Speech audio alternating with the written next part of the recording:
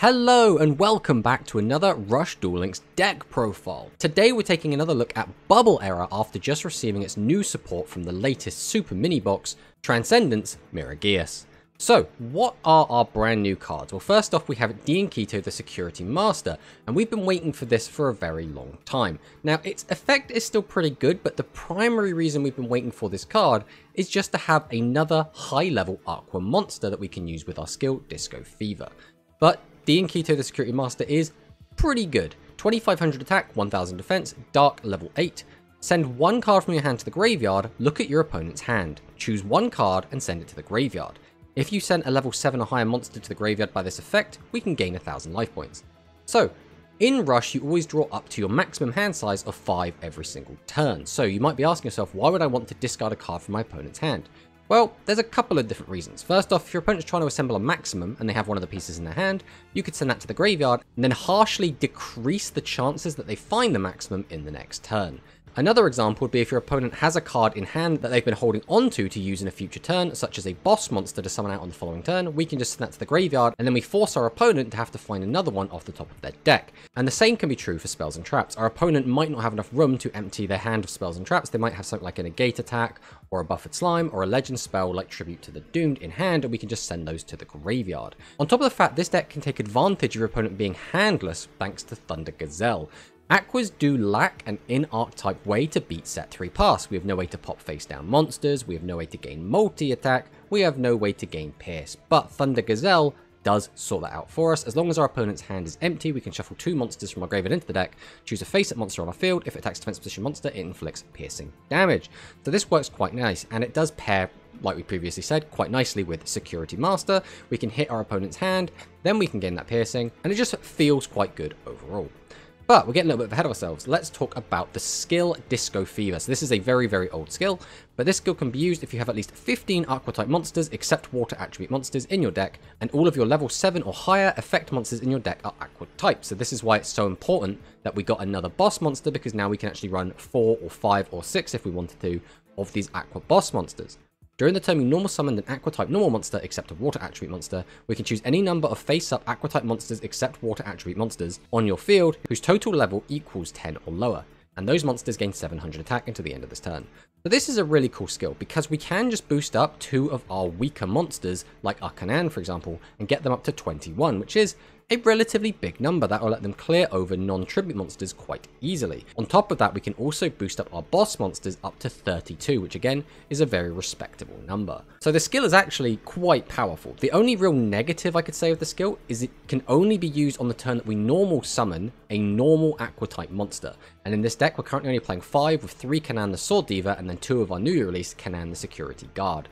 We've got these 2 in here basically because they are the highest attack. This is going to be a very aggressive deck because again the Disco Fever does allow us to be quite aggressive by having quite high attack on the board. And that's why we're not playing any of the other Aqua normal monsters, which means unless we do find one of these cards, we can't actually use our skill for that turn, which can come up and has got a little bit frustrating at times. But the other monsters in the deck, we have our other boss monster, Diankito the Boogie Master. So there is a little bit of a debate at the moment over whether Boogie Master or Security Master is better for the deck, and I personally think it comes down to personal preference.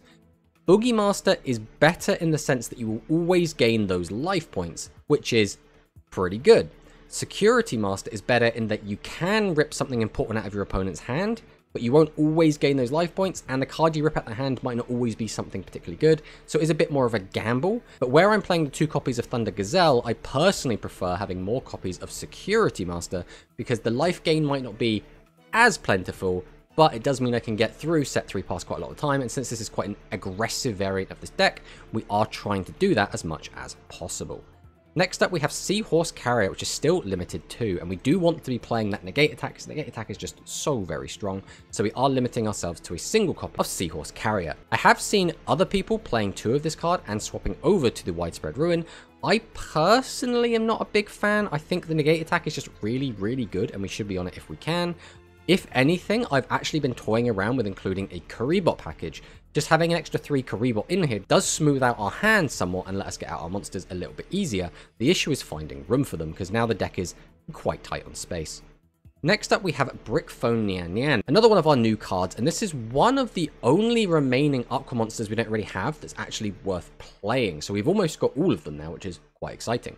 But during the turn that we normal summon this card, we can place one card from your hand on the bottom of your deck. One face-up monster on your opponent's field loses 500 attack until the end of this turn. So losing a card for a 500 negative is really not great, but in some situations can be fine. But we can then add one level 7 or higher AQUA type monster from our graveyard to our hand. So effectively the effect will kind of pay for itself because we will replace the card that we give up and get one of our boss monsters back. So this does work a little bit like Sensor Duckbill for the Thunder deck. Next up, we're on Boltricorn, and Boltricorn is just such a good card. Being able to turn off one of your opponent's back row is always going to be really strong, so again, if your deck does allow it, you should probably play this card if you can fit it in. And then we have the pride and joy of the deck, Fashion of Faith. This card is just absolutely incredible, and in my opinion, this is what makes the deck work so well. 1100 attack, not the greatest, but it is level 3, which does mean if we get out 2 of this card and one of our level 4 Canons, that means we can boost our entire board by 700 attack, which is 2100 damage, which is pretty good. But Fashion of Faith's effect is that if we normal summon it this turn and we have a face-up level 7 or higher AQUA type monster on our field, we can draw 1 card. Then all face-up level 7 or higher AQUA monsters on your field gain 400 attack until the end of this turn. So that 400 attack is quite nice. It means that our guys will get up to 29, which is pretty good. But more importantly, we want that draw. That draw is so good. Plussing in Rush is so good. I mean, just take a look at the Cyburst deck. That deck got 1 card in Chaos Femtron and went from bottom of tier 3 to a tier 1 meta threat just because it got the ability to plus. And we've also seen Buster Blader doing really well, and Iceark specifically has been rising the ranks after Buster Blader came out because again we do have that Witness of Dragon Destroyer which does give it that +1. These +1s should not be underestimated, especially if it's not a limited +1. If it's a +1 that gets you, for example, just a body back like Seahorse Carrier does, that's fine. But it's not the same as just getting a draw. That draw could be a boss monster, it could be a spell card, it could be a trap card. And just having that freedom can be really powerful.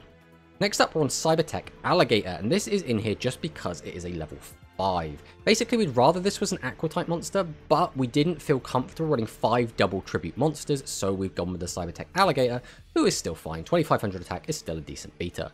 Then we've got the 3 Light Cannon and the 2 Dark Cannon. Notably, the Light Cannon is the only one that can get brought back by the Seahorse Carrier. If we were playing more Seahorse Carrier, we'd probably be playing more Light AQUA normals. But because we've only got the 1, I think 3 is fine. And then we have the 2 Cannon. Again, this will trigger our skill and does have the decent attack stat. Then we're on the 2 Babysitter Goat. I shouldn't have to explain why this is in here. It's for King's Majesty because, again, we're not really beholden upon a limit 3. We are playing 2 copies of Thunder Gazelle, which means we can play the King's Majesty alongside them, which is pretty good. Being able to stop any attack is always going to be really powerful. More importantly, King's Majesty can stop an attack from maximum monsters, which is always going to be exceedingly strong. For our Legend spell, Tribute to the Doomed, and this is for a myriad of reasons. First off, this deck doesn't easily deal with set 3 pass. Obviously, we do have the Thunder Gazelle. That's not always going to get the job done, so popping one of those monsters and being able to get a direct attack in is always going to be really helpful. On top of the fact this does out maximums and everything else. It's just a really good catch-all card that's just so fantastic right now in the current meta.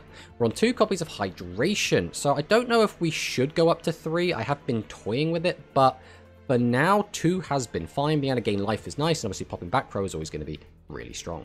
We are on 2 copies of Talismanic Seal Array, and Talismanic Seal Array is a very important spell because we don't have a lot of ways to put cards back into our deck. Currently, we only have the Thunder Gazelle and the Talismanic Seal Array itself. Talismanic Seal Array as well is a great way to out maximum monsters, as well as, again, everything else, because it's just such a powerful spell card. And we're playing 2 copies of this and 0 copies of Triple Threat Thunder because Triple Threat Thunder can be a little bit of a liability at times. First off, in order to use it, we have to have 3 face-up AQUA type monsters, which we're not always going to have. Obviously, a lot of the time we will, and then that'll be fine, but some of the time we just won't. On top of the fact this only works on level 8 or lower monsters, which means, again, this does not work on maximum monsters. So although I do really like this spell card, I do prefer Talismanic Seal Array because I think it is more useful more of the time, and can recycle our cards back into our deck, which can be very important. For our traps, Negate Attack, it's the best trap in the game. Again, we could swap this out for Widespread and then go up to 2 Seahorse, that is an option, but then I'd want to rejig some of the numbers around. We have Buffered Slime, this should be in every deck, it's just amazing. And as we've already talked about, King's Majesty is also in here, which is another great tool, which means our deck actually is not too bad into maximums because we have multiple ways to survive them. So, what do we think of the deck overall? I think the deck is pretty strong. I don't think this is going to suddenly be a tier 1 deck, but I could quite happily see this being bottom of tier 2, top of tier 3. This deck is very fun to play, very aggressive, and the only real weaknesses I could say this deck has is 1, beating set 3 pass and having Thunder Gazelle as your primary way to do so is not the greatest feeling in the world. And 2, we are playing a lot of double tribute monsters without a ton of ways to summon them out very easily, with only the 1 copy of Seahorse Carrier. So hands can feel a little bit bricky at times, but as we talked about, we are toying around with putting Currybot into the deck to try and smooth this out just a little bit. Other than those 2 things, this deck's actually quite good. The deck can very easily beat the 2500 draw by using the skill to boost our monsters over 25 all the way up to 32, which is very, very good. Overall, we haven't been in too many spots where we've been feeling like we've had too much pressure applied and that it's never been a winnable situation. The deck just seems to always be able to pull something out and be able to find victory even from the claws of defeat. So, let's find some replays so I can show what I've been talking about.